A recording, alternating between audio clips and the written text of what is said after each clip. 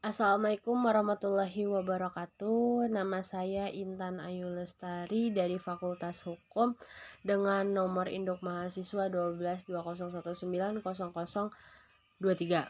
Di sini saya akan menjelaskan tentang kedudukan dan fungsi kaidah fikih dalam fikih jinayat. Kaidah fikih adalah kaidah atau pedoman yang memudahkan untuk mengistimbatkan hukum bagi suatu saladah, yaitu dengan cara menggolongkan masalah-masalah yang serupa di bawah satu kaidah. Ilmu fikih berhubungan erat dengan kaidah fikih. Kaidah fikih merupakan kunci berpikir dalam pengembangan dan seleksi hukum fikih. Dengan kaidah fikih, permasalahan hukum baru yang tumbuh di masyarakat dapat ditampung oleh syariat Islam yang mudah serta cepat dipecahkan permasalahannya.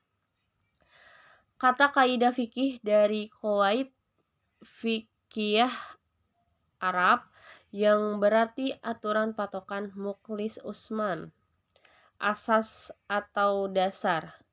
Kata kaidah dalam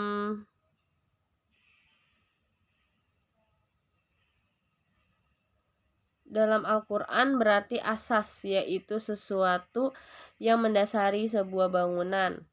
Abdul Aziz Muhammad Azam. Terkadang kaidah disandarkan pada sesuatu yang bersifat abstrak, seperti kaidah-kaidah Islam, kaidah-kaidah ilmu nahwu, kaidah fikih, dan kaidah-kaidah usul. Terus,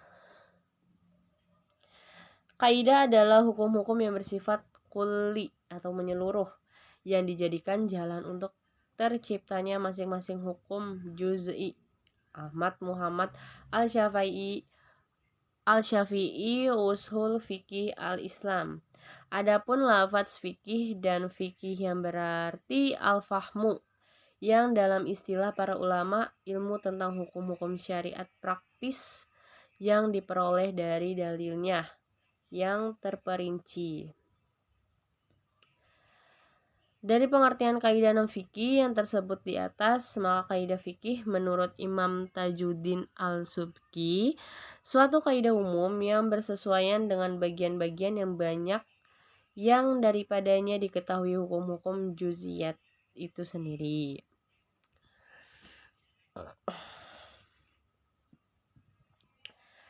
Kaidah fikih jinayat. Kata jinayat memiliki makna sempit dan luas. Makna sempit, setiap perbuatan yang dilarang berkenaan dengan penganiayaan terhadap tubuh dan penghilangan jiwa korban. Secara luas, setiap perbuatan yang dilarang baik berkenaan dengan tubuh, jiwa maupun dengan hal-hal lainnya seperti kehormatan, harta, keturunan, akal, dan agama. Secara umum, ada 3 unsur seseorang dianggap telah melakukan perbuatan pidana.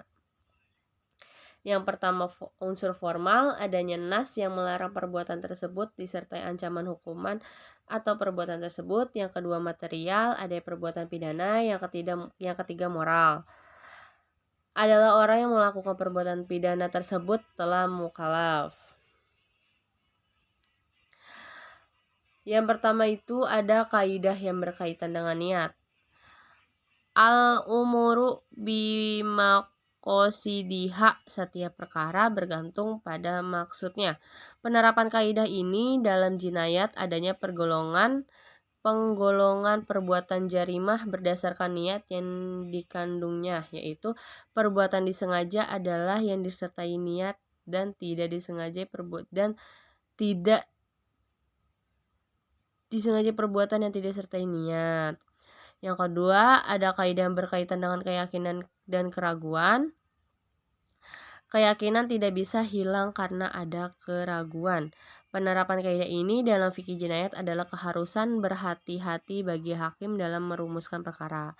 Yang ketiga, ada kaidah yang berkaitan dengan kemadaratan. Kesulitan mendatangkan kemudahan. Yang keempat, ada kaidah yang berkaitan dengan kesulitan dan kemudahan atau kemudaratan harus dihilangkan. Yang kelima ada kaidah yang berkaitan dengan adat. Adat dapat dijadikan pertimbangan dalam penetapan hukum. Misalnya kaidah ini adalah ketidakbolehan hakim menerima hadiah kecuali dari orang yang biasa memberikan kepadanya dan tidak boleh lebih dari kaidah yang bisa diberikan kepadanya. Kedudukan kaidah fikih dalam jinayat dibagi menjadi dua. Yang pertama, dalail pelengkap. Bahwa kaidah fikih digunakan sebagai dalil setelah menggunakan Al-Quran dan As-Sunnah. Yang kedua, ada dalil mandiri. Kaidah fikih digunakan sebagai dalil hukum yang berdiri sendiri tanpa menggunakan dua dalil pokok. Sekian penjelasan dari saya, kurang lebihnya mohon maaf. Wabillahi taufiq wal hidayah. Wassalamualaikum warahmatullahi wabarakatuh.